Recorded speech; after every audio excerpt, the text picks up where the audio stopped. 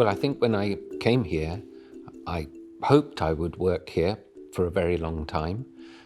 Now it's been nearly 30 years, and I look back and, of course, I wonder, where has all that time gone? Well, I first went to China in September 1980 as a group of British undergraduate students. I wanted to spend more time in China, continue improving my Chinese. So that's how I came to work in the Foreign Languages Press.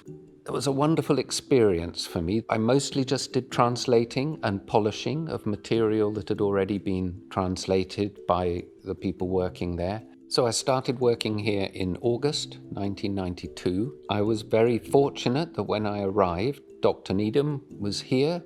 I remember as I walked in the door, like most people who walk in the door to this institute, I just went, wow, this place is really lovely, and there's a really special atmosphere. And I very quickly realized, when I look back at it now, there were three things that would be important for me in my job. The first was to treat everyone who came here in the same way. I think what I remember more is just the pleasure of sitting listening to their erudite talks here. The way people's PhD students' eyes light up when you bring them a book that's just arrived, and you know that it's really central to their work. And I've seen so many young scholars come here shy, anxious, and go away confident and ready to write their books and educate generations of other students. The second thing I realized was, despite the fact there was a very great deal of work to do, I was studying China with a civilization stretching back thousands of years, and Rome isn't built in a day. So what my job was to do was to carry on adding to the foundations of what one would hope would become an institute that would still be here in 100 years.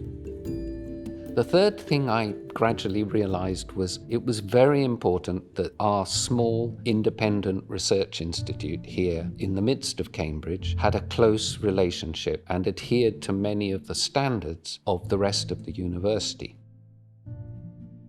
The world of libraries changes fast, so the institute will have to continue to pay close attention to what its position is, what its role is within those changing conditions.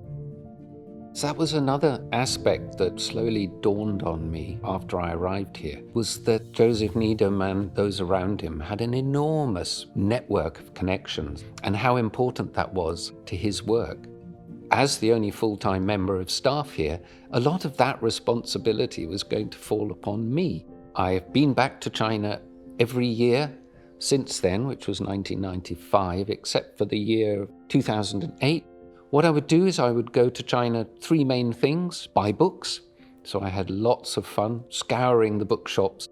I would go to conferences in order to network, find out what the latest research was. And I would visit institutions around China that carried out research on the history of science, technology, and medicine. And initially those were relatively few. It's been extraordinary, the developments in the history of science in China and the way it's expanded.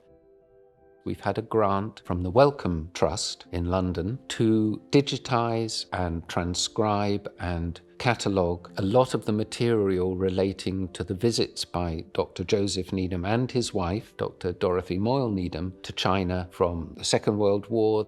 And what I'd very much love to do and hope to do in the future would be collaborate with scholars, particularly at the Chinese Academy of Sciences, and to see whether we could get permission to see the archives and get into the archives there, to look at how the Needham's visits to China were viewed from the Chinese perspective. I think the most important thing for a small institute like ours, next door to a very large institution like Cambridge University, is to establish what the Chinese call dingwei, right? Our position, what it is we do that's special and different. Whilst Dr. Needham was here physically working on the Science and Civilization in China project with the collaborators, that was their dingwei, that was their function and their purpose. Over the past 20 years, we've developed more into serving as a platform. We are a platform here for visiting scholars to come, conduct their research, engage with scholars from all sorts of other countries and around Cambridge in all sorts of other disciplines. Well, normally we'd have probably around 10 to 12 visiting scholars here, many of whom would come from China. We also have visiting scholars, one fellowship that will allow us to bring scholars over from the States. And I think here that we have a mixture of those research traditions, because that produces the most value. And I hope that we'll carry on being this extremely important non-political conduit, a conduit just based on a common respect and enjoyment of Chinese culture that everyone who comes here shares, and that we can carry on being this conduit of contact between China and the UK that was such an important part of Dr. Needham's life for many, many decades to come.